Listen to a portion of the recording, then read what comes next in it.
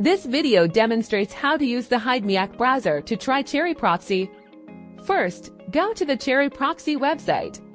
Hover your mouse over your user ID and click Dashboard to enter your account center. In the left sidebar, find and click Residential Proxies. Here, you'll see your current traffic balance, and the expiration date is shown at the bottom right. Click Username, Password and scroll down. You can filter IPs by country, city, forwarding port, and session type based on your business needs.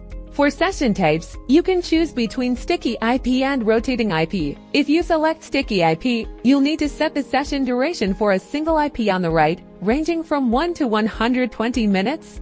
Based on your selected criteria, an example instance will be generated and displayed below in real time.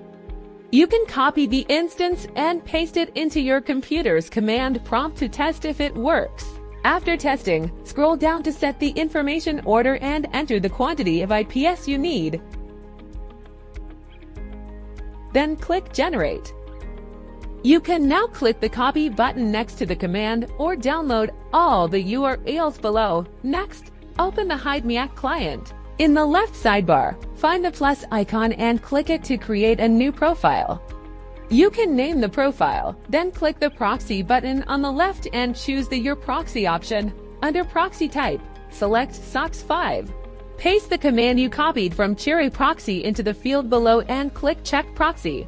If the extracted IP details appear below, the connection is successful. Finally, click Create in the top right corner to complete the profile setup. Click the Run button next to the new profile to open the browser window and start using it for your tasks.